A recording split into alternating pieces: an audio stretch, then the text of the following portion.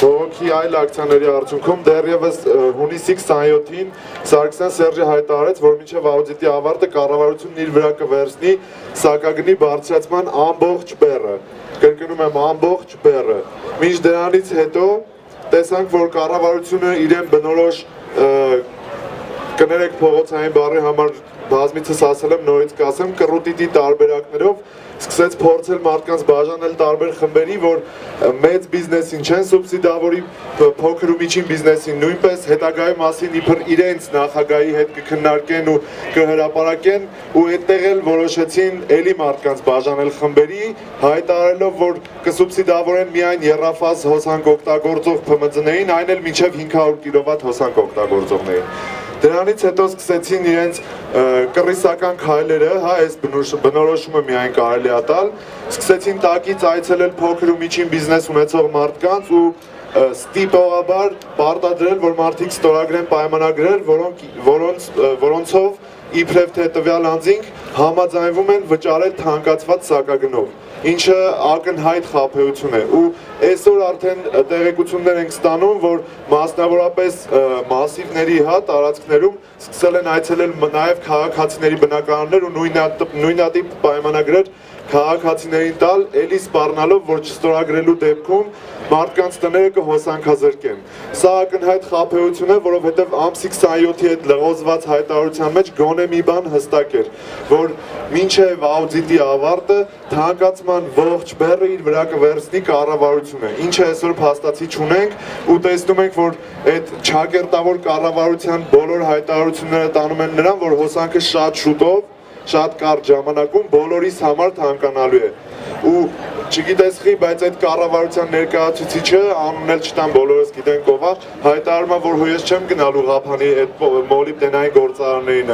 էլ տեղյակ չի, որ նաև կան բազմաթիվ մեծ օրինակ հաց արտադրող ընկերություններ ու այդ չսուբսիդավորման արդյունքում հենց առաջին օգտագործման ապրանքներից օրինակ հենց նույն հացը առաջինը թանկանալու է, ինչը խփելու է բոլորիս գրպանին։ Հիմա դրա համար որոշել ենք նորից դուրս գանք փողոց, մեր անհնազանդության երթերով ու ակցիաներով, օրենքով մեզ վերապահված բոլոր իրավունքներով փողոցային պայքարով սրանց դեմն առնենք։ Այս անգամ արդեն հստակ գնալու ենք միայն չեղարկման ու բացառապես չեղարկման։ Ակնկալում ենք բոլորի ակտիվ մասնակցությունը, այս խնդիրը բոլորինս է ու այս անգամ մինչև վերջ ենք գնալու, մինչև հստակ չեղարկում։ Ու այս հալներին էլ, այս վստահության դեպքում էլ հələ մի հատ էլ փորձում են սահմանադրական ճակերտավոր բարեփոխումներ անել, ինչը բնականաբար թույլ չենք տալու։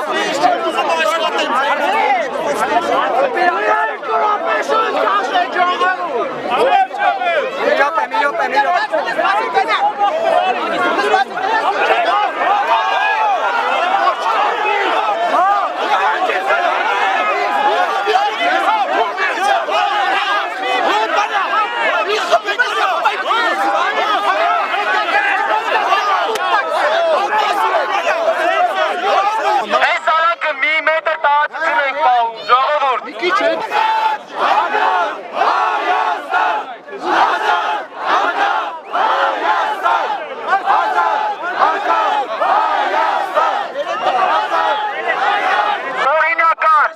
Խաղաղ ցույց է,